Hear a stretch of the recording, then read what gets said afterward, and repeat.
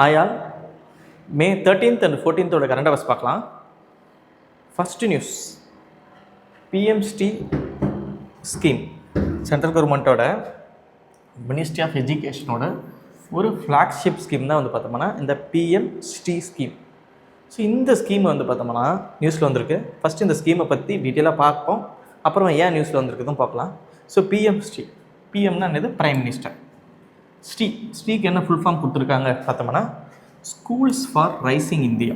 So இது வந்து பார்த்தோம்னா இங்கே இருக்கக்கூடிய கவர்மெண்ட் ஸ்கூல்ஸை ஹை லெவலில் ஓகேங்களா அதோடைய ஒட்டுமொத்தமாக மாற்றணும் ஓகேங்களா. கவர்மெண்ட் ஸ்கூல் வந்து பார்த்தோம்னா ஒரு மாடல் ஸ்கூலாக கொண்டு வரணுன்றது தான் இந்த திட்டத்தோட முக்கிய நோக்கம். இது ஒரு central government scheme, ministry of education கீழே கொண்டு இருக்குது ஓகேங்களா. இதில் என்ன சொல்ல வராங்கன்னா 14,500 கவர்மெண்ட் ஸ்கூல்ஸை வந்து பார்த்தோம்னா ஒரு மாடல் ஸ்கூலாக மாற்றணும் ஓகேங்களா. அங்கே வந்து பார்த்தோம்னா எல்லாம் போதிய பேசிக் இன்ஃப்ராஸ்ட்ரக்சர் இருக்கணும். ஸ்கூலில் வந்து பார்த்தோம்னா பசங்களுக்கு டிஜிட்டல் போர்டு இருக்கணும் ஓகேங்களா.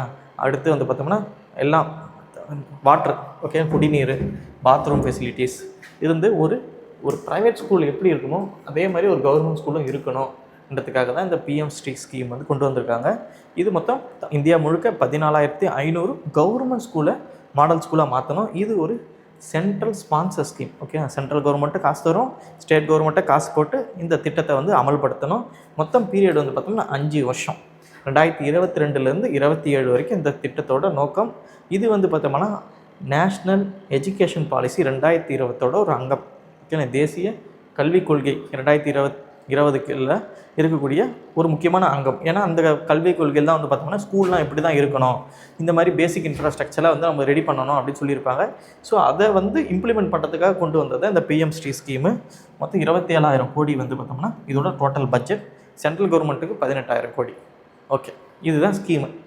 ஸோ இது வந்து ஏன் நியூஸில் வந்து இது பார்க்கும்போது ஒரு இந்தியாவில் 3 ஸ்டேட் வந்து பார்த்தோம்னா இதை இம்ப்ளிமெண்ட் பண்ணலை ஓகேங்களா. அந்த ஸ்டேட்டில் இப்போ எலெக்ஷன் நடந்தது, புதிய கவர்மெண்ட் வந்திருக்கு, நீங்கள் இம்ப்ளிமெண்ட் பண்ணுங்கள் இந்த ஸ்கீமை அப்படின்னு பார்த்தோம்னா சென்ட்ரல் கவர்மெண்ட் வந்து பார்த்தா ஒரு ரிமைண்டர்னு சொல்லியிருக்காங்க. அதனால் இந்த ஸ்கீம் நியூஸில் வந்துருக்கு. எந்த ஸ்டேட்னு பார்க்கும்போது தமிழ்நாடு ஓகேங்களா, கேரளம், வெஸ்ட் பெங்கால். ஸோ இந்த 3 ஸ்டேட் வந்து பார்த்தோம்னா இந்த ஸ்கீமை வந்து இம்ப்ளிமெண்ட் பண்ணுங்கள் சீக்கிரமாக அப்படின்னு வந்திருக்கு ஓகேங்களா. ஸோ ஏன் இது வந்து தமிழ்நாடு கவர்மெண்ட் இம்ப்ளிமெண்ட் பண்ணலன்னு பார்க்கும்போது இந்த ஸ்கீம் வந்து பார்த்தோம்னா நேஷ்னல் எஜுகேஷன் பாலிசியோட ஒரு அங்கமாக இருக்குது. ஸோ அந்த ஸ்கீம், இந்த நேஷ்னல் எஜுகேஷன் பாலிசியில் என்ன முக்கியமான ஒரு கொள்கைனா 3 லாங்குவேஜ் ஃபார்முலா ஓகேங்களா. 3 லாங்குவேஜ் வந்து படிக்கணும்னு சொல்கிறாங்க. ஸோ அந்த ஸ்கீமோட ஒரு அங்கம் தான் இந்த பிஎம்ஸ்டி. அப்போ இந்த ஸ்கீம் இம்ப்ளிமெண்ட் பண்ணோம்னா 3 லாங்குவேஜ் வந்து படிக்கணும். ஆனால் தமிழ்நாடு வந்து பார்த்தோம்னா நம்ம 2 லாங்குவேஜ் ஃபார்முலா வந்து நம்ம பயன்படுத்துகிறோம். அப்போ இந்த கொள்கையில் வந்து பார்த்தோம்னா இந்த முரண்பாடுன்றதுனால இந்த ஸ்கீம் வந்து நம்ம இம்ப்ளிமெண்ட் பண்ணாமல் இருக்கோம் ஓகேங்களா. இதை பற்றி நம்ம டீட்டெயிலாக இந்த ஸ்கீமை பற்றி டீட்டெயிலாக வந்து பார்த்தோம்னா மெயின்ஸ் பாயிண்டரில் இன்றைக்கி நம்ம பார்க்கலாம். இப்போதைக்கு வந்து பார்த்தோம்னா ஒரு ரிமைண்டர் கொடுத்துருக்காங்க. இப்போ தமிழ்நாடு வந்து இதை அக்செப்ட் பண்ணுதா இல்லை என்ன பண்ண போகுதுன்றதை நம்ம பார்க்கலாம் ஓகே. ஸோ இந்த ஸ்கீமை பற்றி தெரிஞ்சு வச்சுப்போம். பிஎம்ஸ்டினா என்ன, எப்போ ஆரம்பித்தாங்க, என்ன சொல்ல வராங்கன்றதை தெரிஞ்சு வச்சுப்போம். ஸோ அடுத்து வந்து பார்த்தோம்னா ரொம்ப முக்கியமான நியூஸ். எப்போவுமே டிஎன்பிசியில் இந்த எம்எஸ்பின்றது ரொம்ப ரொம்ப ஃபேவரட்டான டாபிக் ஓகேங்களா. அக்ரிகல்ச்சர்னால் எம்எஸ்பி பற்றி ஒரு கேள்வி கேட்பாங்க. So minimum support price for kharif crop 2026-27 announce பண்ணியிருக்காங்க. ஸோ ஒவ்வொரு ஆண்டும் வந்து பார்த்தோம்னா இருமுறை வந்து பார்த்தோம்னா 2 வாட்டி வந்து பார்த்தோம்னா எம்எஸ்பி அனௌன்ஸ் பண்ணுவாங்க. இப்போது எம்எஸ்பினா என்ன ஃபஸ்ட்டு இதை பார்த்துட்டு அப்புறம் வருவோம். இப்போ மினிமம் சப்போர்ட் ப்ரைஸ் ஓகேங்களா. மினிமம் சப்போர்ட் ப்ரைஸ் இதுதான் வந்து பார்த்தோம்னா எம்எஸ்பி. இப்போது இங்கே இருக்கக்கூடிய விவசாயிகளுக்கு வந்து பார்த்தோம்னா இப்போது பயிர்கள் வந்து பார்த்தோம்னா இப்போ நிறைய வருது ஓகேங்களா. பம்பர் கிராப் வந்து வருது. அப்போ வந்து பார்த்தோம்னா விலை வந்து குறையும். அதிகமான ப்ரொடக்ஷன் அதிகமாச்சுன்னா ரேட்டு குறையும், விவசாயிகளுக்கு நஷ்டம் அடையும். அதனால் கவர்மெண்ட் என்ன பண்ணுறாங்கன்னா இந்த காசுக்கு நான் வந்து எடுத்துக்கிறேன் அப்படின்றத வந்து பார்த்தோம்னா கவர்மெண்ட்டே சொல்லுவாங்க. ஒட்டுமொத்தமாக வந்து பார்த்தோம்னா 22 கிராப்புக்கு வந்து பார்த்தோம்னா எம்எஸ்பி இருக்குது, மினிமம் சப்போர்ட் ப்ரைஸ். ஸோ கவர்மெண்ட்டே வந்து பார்த்தா குறிப்பிட்ட விலைக்கு வந்து பார்த்தோம்னா நாங்களே வாங்கிக்கிறோம் இந்த காசுக்கு அப்படின்றத வந்து பார்த்தோம்னா விவசாயிக்கு ஒரு உத்தரவாதம் வந்து கொடுக்குறாங்க. ஸோ அதனால் விவசாயிகள் என்ன பண்ணுவாங்கன்னா கண்டிப்பாக நம்ம விவசாயம் பண்ணால் நமக்கு நஷ்டம் வராது, அதனால் நம்ம வந்து விவசாயம் பண்ணலாம் அப்படின்னு இந்த எம்எஸ்பி ப்ரைஸுக்காக வந்து பார்த்தா விவசாயம் பண்ணுவாங்க. முக்கியமாக வந்து பார்த்தோம்னா ரைஸ் அண்ட் பேடி இதுக்கு தான் வந்து பார்த்தா கவர்மெண்ட்டே ப்ரொக்யூர் பண்ணிப்பாங்க. மற்ற கிராப்புக்கு வந்து பார்த்தோம்னா ப்ரைஸ் குறையும் போது கவர்மெண்ட் வாங்கிப்பாங்க ஓகே. இப்போ வந்து பார்த்தோம்னா இந்த எம்எஸ்பி 1966-67 இன்ட்ரடியூஸ் பண்ணுறாங்க. இது ஒரு முக்கியமான பாயிண்ட்டு.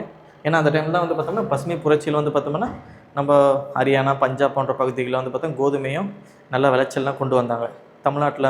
தமிழ்நாட்டில் தஞ்சாவூரில் வந்து பார்த்தா அரிசி இதெல்லாம் வந்து பார்த்தா அந்த டைமில் க்ரீன் ரெவல்யூஷனில் இதில் வந்து பார்த்தோன்னா இந்த ஸ்கீம் வந்து கொண்டு வராங்க. இந்த எம்எஸ்பி கவர்மெண்ட்டே வாங்கிக்கூட திட்டம் 2 வாட்டி வந்து அனௌன்ஸ் பண்ணுவாங்க.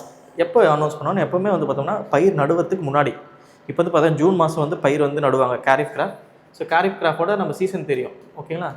ஜூன் மாதம் மழைக்காலம் மான்சூன் கிராப்னு சொல்லுவாங்க. அந்த டைமில் தான் வந்து பார்த்தோம்னா இந்த பயிர்கள்லாம் நடுவாங்க. அப்போது இவங்க நடத்துக்கு 1 மாதத்துக்கு முன்னாடியே வந்து பார்த்தோம்னா நான் இந்த காசு வாங்கிக்கிறேன் கவர்மெண்ட் சொல்லும்போது அங்கே இருக்கக்கூடிய விவசாயிகளுக்கு வந்து பார்த்தோம்னா ஒரு நம்பிக்கை வந்து பார்த்தோம்னா இது வந்து பயிர் விடுவாங்க. ஸோ ஜூன் மாதம் வந்து பார்த்தோம்னா பயிர் எடுப்புறாங்கன்னா மே மாதமே வந்து பார்த்தோம்னா இதோட ப்ரைஸ்ன்னு சொல்லிடுவாங்க. அதனால தான் இப்போ வந்து கவர்மெண்ட் சொல்லியிருக்காங்க. ராபி வந்து பார்த்தோம்னா உங்களுக்கு அக்டோபரில் ஆரம்பிக்கும். ஸோ நமக்கு வந்து பார்த்தோம்னா செப்டம்பர்லேயே வந்து சொல்லிடுவாங்க ஓகேவா ப்ரைஸு. அப்போ நம்ம ராபி பார்ப்போம். ஸோ 2 வாட்டி வந்து பார்த்தோம்னா இதை சொல்லுவாங்க. ஸோ இது யார் சொல்கிறாங்க அப்படி பார்த்தோம்னா கமிஷன் ஃபார் சிஎஸ்சிபி ஓகேங்களா. Commission for agriculture cost and price சிஎஸ்சிபின்னு சொல்லுவோம். அவங்க வந்து பார்த்தோம்னா அரிசிக்கு எவ்வளவு, கோதுமைக்கு எவ்வளவு, ராகிக்கு எவ்வளவு, மெய்ஸுக்கு எவ்வளவு கால்குலேட் பண்ணி கவர்மெண்ட்டுக்கு சொல்லுவாங்க. கவர்மெண்ட்டில் வந்து பார்த்தோம்னா cabinet committee for economic affairs அவங்க வந்து ஓகே பண்ணி நியூஸில் வந்து நம்ம வந்து இந்த மாதிரி இந்த ப்ரைஸ் வாங்கிக்கிறோன்றதை வெளியிடுவாங்க. அதுதான் இப்போ வெளியிட்ருக்காங்க ஓகேவா. ஸோ மொத்தமாக வந்து பார்த்தா 22 கிராப்புக்கு வந்து பார்த்தோம்னா இந்த எம்எஸ்பின்ற தராங்க. மினிமம் சப்போஸ் ப்ரைஸ் குறைஞ்சபட்ச ஆதார விலை. கேரிஃபில் 14 இது ஞாபகம் வச்சுங்க. கேரிஃபில் 14 ஓகேவா. ராபியில் வந்து பார்த்தோம்னா 6 ராபி கிராப். கேரிஃப் கிராப்னா மான்சூன் கிராப்னு படிச்சிருப்போம். ராபி கிராப்னா வின்டர் கிராப்னு படிச்சிருப்போம். 2 கமர்ஷியல் கிராப்புக்கு அனௌன்ஸ் பண்ணுவாங்க. ஸோ இப்போ இதுக்கான எம்எஸ்பி வந்து அனௌன்ஸ் பண்ணியிருக்காங்க. இதுதான் வந்து நியூஸில் வந்திருக்கு ஓகே. சரி பார்ப்போம். ஸோ இப்போ வந்து பார்த்தா cabinet committee on economic affairs வந்து அறிவிச்சிட்டாங்க ஓகேங்களா. ஸோ கேரிஃப்னால முக்கியமான கிராப் என்ன பார்த்தா அரிசி ஓகேங்க. பேடி. ஸோ பேடிக்கு எவ்வளோ சொல்லியிருக்காங்கன்னா 2441 ரூபா ஒரு குவிண்டாலுக்கு ஓகே. குவிண்டால்னால் 100 கிலோ ஓகேங்களா. 100 கிலோ நெல் வந்து பார்த்தோம்னா 2441 ரூபா கவர்மெண்ட் வந்து எடுத்துக்கிறோம். இப்போ விவசாயி வந்து பயிர் பண்ணி நெல் அறுவடை பண்ணும்போது ஒரு 2500 ரூபா கிடைக்குதுன்னா மார்க்கெட்டில் விற்றுருவார். இல்லை 2300 2200 தான் மார்க்கெட்டில் போகுதுன்னா கவர்மெண்ட்டுக்கிட்ட ஓகேங்களா கொடுத்துருவாங்க. எம்எஸ்பி ரேட்டில் வந்து 2400 வந்து பார்த்தோம்னா கவர்மெண்ட்டுக்கிட்ட போட்டுருவாங்க. ஸோ இதனால் வந்து பார்த்தோம்னா விவசாயிக்கு நட்டம்ன்றது பெருசாக இருக்காது ஓகேங்களா. ஸோ இது ஒன்று தெரிஞ்சு வச்சுப்போம். வேறு என்ன இதில் தெரிஞ்சு வச்சுக்கலாம், எந்த கிராப்புக்கு அதிகமான ப்ரைஸ் வந்து கொடுத்துருக்காங்க போன வருஷத்துக்கும் இந்த வருஷத்துக்கும் எந்த கிராப்புக்கு ப்ரைஸ் ரைஸ் அதிகமாக இருக்குது எதுனா சன்ஃப்ளவர் ஓகேங்களா. இந்த சூரியகாந்தி பூ இருக்குல்ல இதோட விதைகளுக்கு தான் வந்து பார்த்தா அதிகமானது. போன வாட்டியோட இந்த வாட்டி 600 ரூபா அதிகமாக இருக்குது ஓகே கம்பேரிவ்லி. ஸோ இது ஒன்று தெரிஞ்சு வச்சுப்போம். அடுத்து எந்த கேரிஃப் கிராப்புக்கு ரொம்ப ஹையஸ்ட் ப்ரைஸ் அதிகமான ரேட்டுன்னு பார்க்கும்போது எள்ளு ஓகேங்களா. செசமிக்கு பார்த்தோம்னா 100 கிலோ வந்து பார்த்தா 10,300 ரூபா எள்ளு ஓகே. இது எப்படி கால்குலேட் பண்ணுறாங்கன்னா A2 + FL நம்ம ஆல்ரெடி பார்த்தோம். ஃபேர் அண்ட் ரெம்யூனரேட்டிவ் ப்ரைஸ் சுகர் கேனுக்கு அதுலேயும் பார்த்தோம்னா A2 + FL. இங்கே வந்து பார்த்தோம்னா 50% நாம் வச்சுங்க. இதில் வந்து பார்த்தோம்னா 50%. இப்போ A2னா வந்து பார்த்தோம்னா விவசாயத்தில் பயன்படுத்தக்கூடிய எல்லா பொருட்களும் விதை அதுக்கடுத்து ஏரோடு பயன்படுத்தக்கூடியது உரம் இதெல்லாமே வரக்கூடியது. எஃப்எல்லாம் ஃபார்மர் லேபர் ஓகே. தானே போய் வேலை செய்வாங்க, அவங்களே போய் பயிரை பார்த்துக்கிறாங்க. ஸோ இதுக்கெல்லாம் சேர்த்து வரக்கூடிய காசு. ஃபார் எக்ஸாம்பிள் இதுக்கெல்லாம் சேர்த்து 500 ரூபா வருதுன்னா உங்களோட எம்எஸ்பி எவ்வளோ வரும்னா ப்ளஸ் 50%. 500 ரூபாயில் 50% 250. ஸோ ஆக மொத்தம் 750 வரும். இதுதான் எம்எஸ்பி ஓகேங்களா. நமக்கு வந்து பார்த்தோம்னா நம்ம செலவு பண்ணதை தாண்டி 50 மடங்கு லாபம் வந்து தராங்க. ஸோ ஒட்டுமொத்தமாக வந்து பார்த்தோம்னா இந்த கேரிஃப் சீசனில் எவ்வளோ செலவாக போகுதுன்னா கவர்மெண்ட்டுக்கு எவ்வளோ எக்ஸ்பெண்டிச்சர்னால் 2.60 lakh crores. ஸோ இதுதான் ஜஸ்ட் தெரிஞ்சு வச்சுங்க. முக்கியமாக நம்ம தெரிஞ்சு வச்சுக்க வேண்டியது வந்து பார்த்தா எம்எஸ்பி எப்போ ஆரம்பித்தாங்க, கேரிஃபு ராபி மொத்தம் எத்தனை கிராப்பு, கேரிஃப் எத்தனை, ராபி எத்தனை, யார் வந்து ஃபிக்ஸ் பண்ணுவாங்க, யார் ஓகே பண்ணுவாங்க, அவ்வளோதான் விஷயம். ஸோ அடுத்து ஒரு ஸ்கீம் ஓகேங்களா. என்ன ஸ்கீம்னா சேகத். So Indian council of medical research ICMRன்னு சொல்லுவோம். Indian council for agriculture research ICAR சொல்லுவோம். இவங்க 2 பேரும் இணைஞ்சி ஓகேங்களா.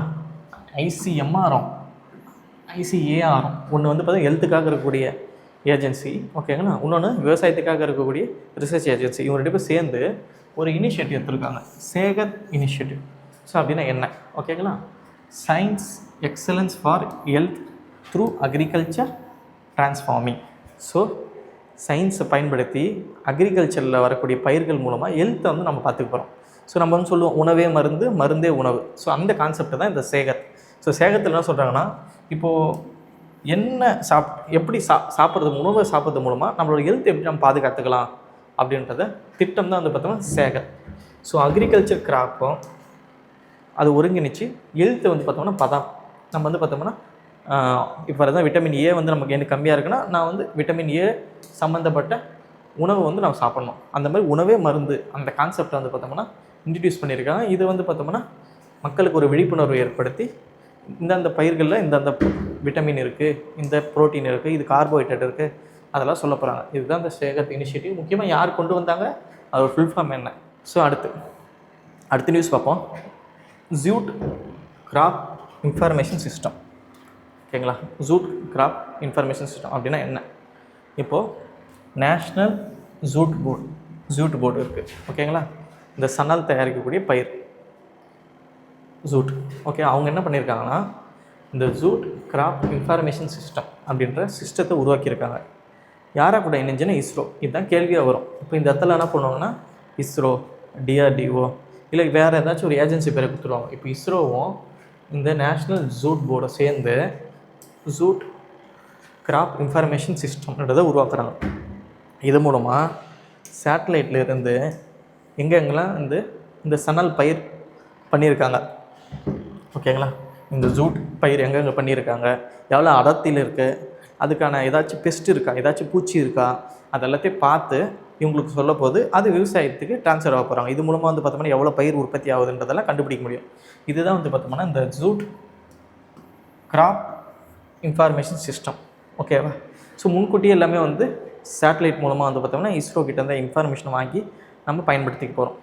ரெண்டாவது வேறு என்ன தெரிஞ்சுக்கணுன்னா, எக்ஸாம் பாயிண்ட் ஆஃப் வியூவில் இந்த நேஷ்னல் ஜூட் போர்டு, ஓகேங்களா, இது வந்து பார்த்தா மினிஸ்ட்ரி ஆஃப் டெக்ஸ்டைல் கீழே இருக்கக்கூடியது. 2008 வந்து எஸ்டாப்ளிஷ் பண்ணுறாங்க.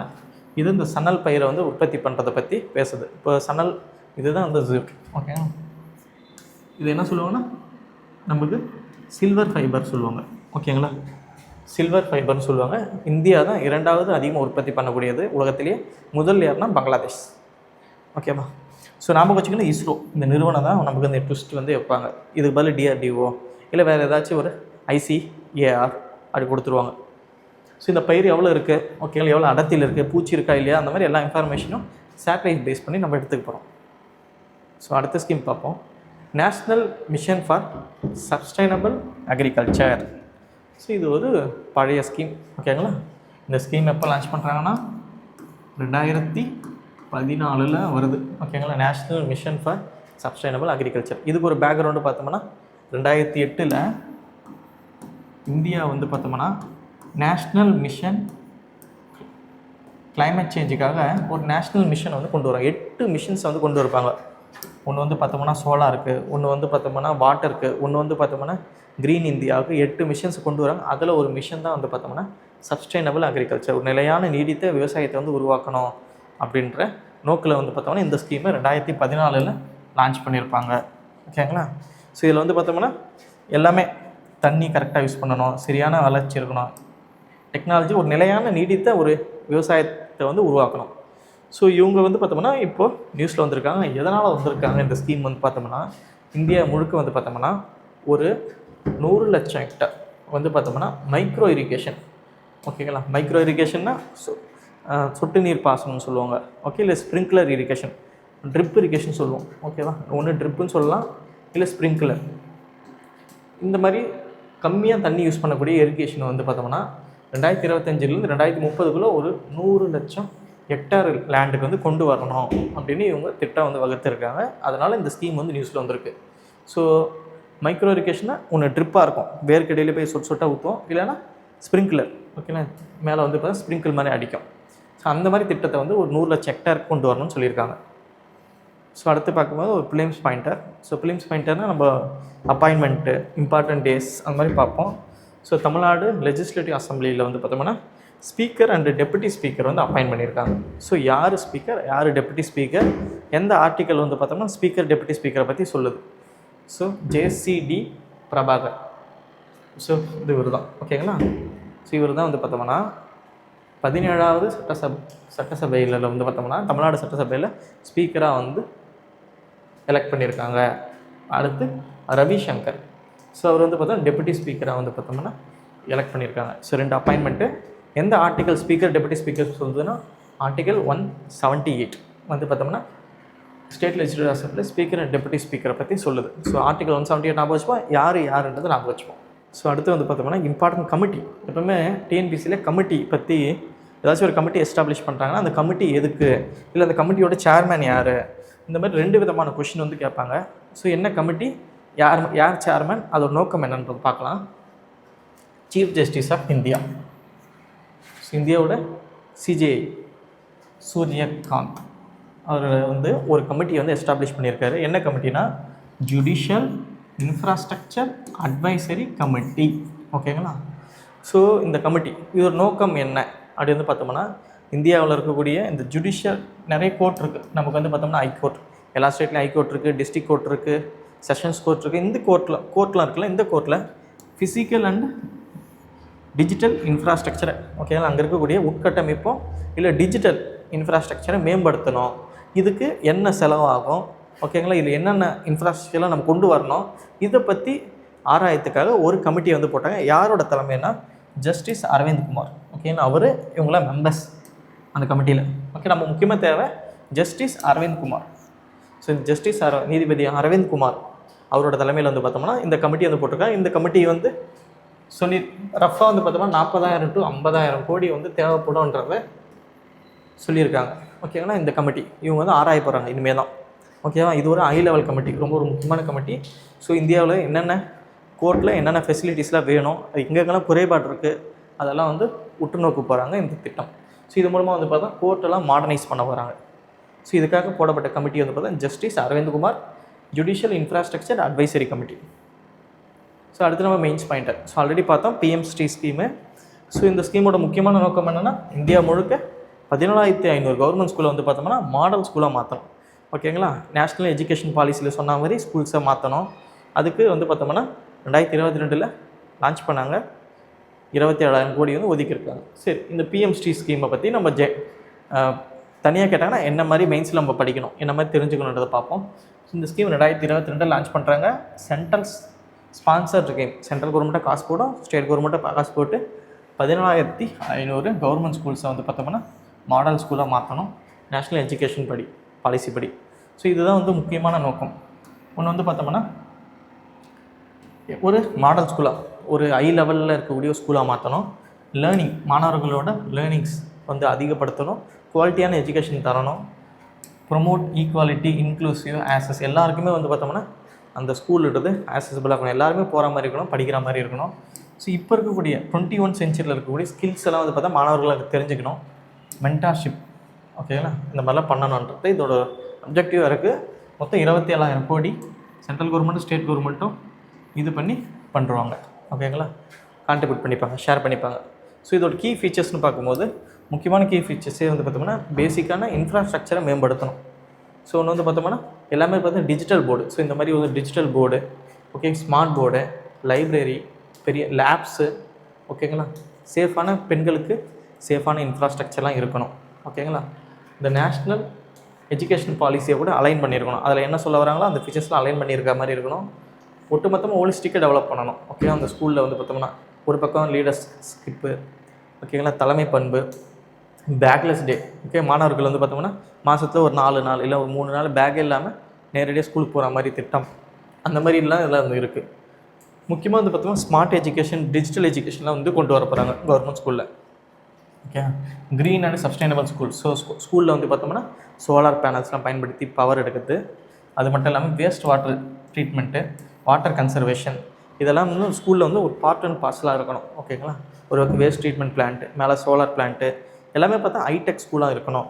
ஓகேங்களா, அதுக்கடுத்து ஸ்கில் டெவலப்மெண்ட், ஆசிரியர்களுக்கும் அங்கே மாணவர்களுக்கும் skill development, equality and inclusiveness அப்பப்போ வந்து பார்த்தோம்னா மானிட்டரிங் பண்ணணும். ஓகேங்களா, school quality assessment frame work மூலமாக வந்து பார்த்தோம்னா மாணவர்களை வந்து பார்த்தோம்னா அவங்களோட கல்வி எப்படி இருக்குது, அவங்க எப்படி சொல்லித்தரத்துக்கு எப்படி ரிஃப்ளெக்ட் பண்ணுறாங்கிறத பார்க்கணும். Up and spoke model. இப்போ எப்படின்னா ஒரு பெரிய ஸ்கூல் இருக்குன்னா அந்த ஸ்கூலுக்கு கீழே ஒரு 2 ஸ்கூல் இருக்கும். ஓகேங்களா, ஸோ இந்த மாதிரி அப் அண்ட் ஸ்போக் மாடலாக இருக்கும். ஓகே, ஒரு 3 ஸ்கூலுக்கு ஒரு பெரிய ஸ்கூல், இந்த 3 ஸ்கூல் வந்து இது கீழே இந்த 3 ஸ்கூல் இருக்கும். இந்த மாதிரி அங்கங்கே அப்பப்பா மாற்றுவாங்க. இதுதான் அப் அண்ட் ஸ்போக் மாடல். ஓகேவா? சரி, இதில் என்ன பிரச்சனை இருக்குது? ஓகேங்களா? ஏன் வந்து தமிழ்நாடு, கேரளா, வெஸ்ட் பெங்கால்லாம் வந்து இதில் சேரலை? ஓகேவா? என்ன சேலஞ்சஸ் இருக்குது பார்ப்போமா? ஒன்று வந்து பார்த்தோம்னா சென்ட்ரல் ஸ்டேட் டென்ஷன். ஒரு பக்கம் தமிழ்நாடு வந்து பார்த்தோம்னா 2 லாங்குவேஜ் ஃபார்முலா பயன்படுத்துகிறோம். ஆனால் நேஷனல் எஜுகேஷன் பாலிசியில் வந்து பார்த்தோம்னா 3 லாங்குவேஜ் ஃபார்முலா, 3 மொழி படிக்கணும்னு சொல்கிறாங்க. இதில் வந்து பார்த்தா சென்ட்ரல் ஸ்டேட்டுக்கு வந்து பார்த்தோம்னா ஒரு பிரச்சனை இருக்குது. ஓகேங்களா? ரெண்டாவது இம்ப்ளிமெண்டேஷன் கேப், இது ஒரு பிரச்சனை இருக்குது. இப்போ வந்து பார்த்தா ஒரு பக்கம் சிபிஎஸ்சி ஸ்கூல் இருக்குது, ஒரு பக்கம் நவோதய வித்யாலயா ஸ்கூல் இருக்குது. இது வந்து பார்த்தோம்னா ஒரு தனிப்பட்ட முறையில் இயங்கும். அப்போ ஒரு இம்ப்ளிமெண்டேஷனே இல்லாமல் இருக்கும். அதுக்கடுத்து ஃபண்டிங் கொடுக்குறக்கூடிய ஃபண்டிங் வந்து பார்த்தோம்னா சரியாக பயன்படுத்துவாங்களான்றது ஒரு சந்தேகமாக இருக்குது. Urban, rural. ஓகேங்களா? அர்பனில் இருக்கக்கூடிய ஸ்கூல்லாம் டிஜிட்டலி எல்லாமே இருக்குது. ஆனால் ரூரலில் வந்து பார்த்தோம்னா அந்த மாணவர்கள் உடனடியாக அந்த டிஜிட்டலாக மாறுவாங்களா அந்த குறிப்பிட்ட டைமுக்குள்ளன்றது ஒரு பிரச்சனையாக இருக்குது. Teacher capability. ஓகேங்களா? அந்த டீச்சருக்கு அந்த கெப்பாசிட்டி பில்ட் பண்ணணும். இதெல்லாம் வந்து ஒரு இம்ப்ளிமெண்டேஷன் பிரச்சனையாக இருக்குது. ஸோ அடுத்து என்னக்குன்னா வே ஃபார்வர்ட் இருக்குது. வே ஃபார்வர்டுக்கு அப்புறமா வந்து பார்த்தோம்னா முக்கியத்துவம். ஸோ இதோட முக்கியத்துவம் என்ன, இதை பற்றி இருக்குது. ஸோ இந்த ஸ்கீம் வந்து பார்த்தோம்னா தமிழ்நாடு கவர்மெண்ட்டுக்கு வந்து பார்த்தோம்னா இப்போ நோட்டீஸ் கொடுத்துருக்காங்க. தமிழ்நாடு, கேரளா, வெஸ்ட் பெங்கால் இந்த ஸ்கீம் இம்ப்ளிமெண்ட் பண்ணுறீங்களா இல்லை என்ன சொல்ல வராங்கன்னு. ஸோ நம்ம பொறுத்து வந்து பார்ப்போம் கவர்மெண்ட் என்ன சொல்ல வராங்கன்னு. ஸோ இதுதான் இந்த ஸ்கீமு, இதோட ஃபீச்சர்ஸ். ஸோ இது பிபிடியில் நீங்கள் பார்க்கும்போது இவெல்லாம் வந்து பார்த்தோம்னா இம்பார்ட்டண்ட்டாக எல்லாமே பிக்சர் வைஸ் இருக்கிறதுனால நம்ம ஈஸியாக எல்லாமே ஞாபகம் வச்சுக்கலாம். எல்லாமே பார்த்தா கலர்ஃபுல்லாக இருக்கிறதுனால நம்ம ஒரு வாட்டி படித்தா எல்லாமே ஞாபகம் இருக்கும். அதனால தான் இப்படி தரோம். ஓகேங்களா? So thank you.